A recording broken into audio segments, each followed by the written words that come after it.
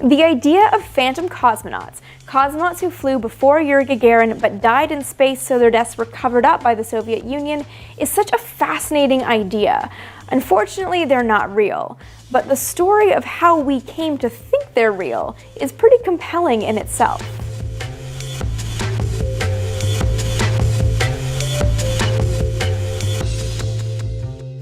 The idea of Phantom Cosmonauts comes from the very real mystery surrounding the early Soviet space program. In the 1960s, missions weren't announced until they were literally leaving the Earth, and if a mission failed, it would be given a different designation to hide the fact that it was part of an actual program. Reports that reached the West were often missing details or were misinterpreted, so no one really knew the true story. This all led to a list of names that appeared in the late 1950s. And no one could confirm whether these were cosmonauts who were training to fly or cosmonauts who had already died in space. And thus the mysteries began.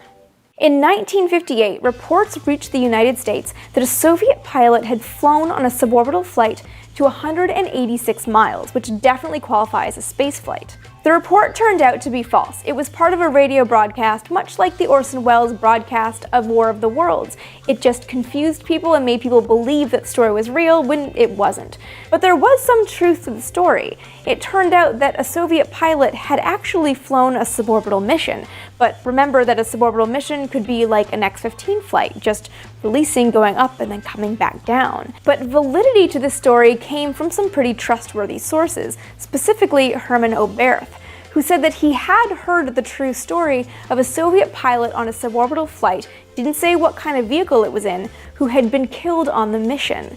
So this opened up the idea that this was the Soviet Union's first cosmonaut flight that had failed miserably and they were covering up his death.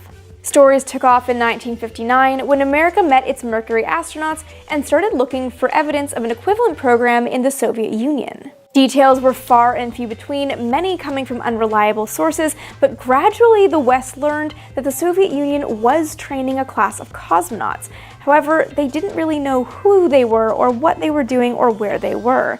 Nevertheless, a sketchy picture emerged of a Soviet space program with 3 World War II veterans training as cosmonauts. They were named Belakonev, Kachur, and Grashev. A 4th cosmonaut, whose name was never known, was rumored to have been killed in a training accident. That lost cosmonaut reappeared in the months that followed.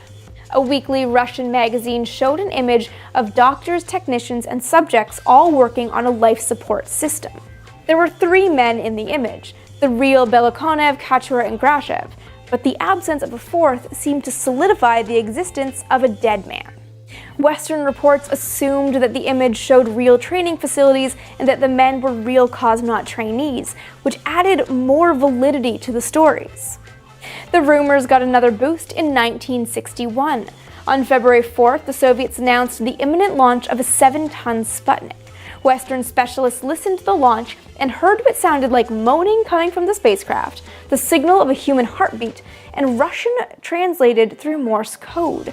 It all sounded like the man was dying, and right at the moment when staging should have occurred on the launch, the heartbeat stopped and the transmission ended. Was it a lost cosmonaut, or was it suspicious that that transmission was done on a frequency that was very easily accessible to amateur radio operators? It could have been a trick, or it could have been a test of a system. Nevertheless, it fueled this idea of lost cosmonauts that were being covered up by the Soviet Union. More Phantom launches followed. On April 9th, the day before Gagarin was originally scheduled to fly, the British Communist newspaper The Daily Worker reported that Lieutenant Colonel Vladimir Sergeyevich Ilyushin had launched into orbit on April 7th or 8th, circled the Earth 3 times, but then his spacecraft malfunctioned. Some technical mishap had brought him back from space deranged. He was now unfit to show the world and was hidden, and his accomplishments swept under the rug. He wasn't. There was a real Ilyushin, but he was a pilot who never joined the cosmonaut training program. Another strange rumor emerged from within the Soviet space program itself. A severely burned man was brought to the care of Dr. Vladimir Golyakovsky in March of 1961, under the name of Sergeyev Ivanov. He was thought to be maybe a killed cosmonaut, and he was, sort of. The man was actually Valentin Bondarenko, who had been killed when a fire broke out in a pure oxygen environment during a test. As though to add more fuel to the fire of rumors, Bondarenko's death was hushed up.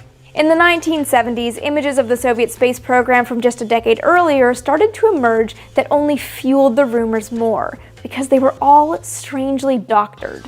They were images showing cosmonauts either in training or on vacation, and in some images, men seemed to be missing. They were not Phantom Cosmonauts. They were not men who had died in space and so had to be removed from the history books. Instead, they were cosmonaut trainees who didn't behave well. They had bad reputations and were deemed poor role models for kids growing up, that their likenesses were removed from images. The only reason we know that these images have been doctored was because mission and program managers didn't remember which version of the images had been released, the original or the one with this guy taken out, or the one with that guy taken out, and eventually historians got really interested and started putting together all the images to figure out who had been taken out when and why. If you like this video, guys, please be sure to subscribe so you never miss an episode. And if you want vintage space between videos, be sure to follow me on social media. I'm on Facebook, Twitter, and on Instagram. As always, thank you so much for watching, and I'll see you guys next time.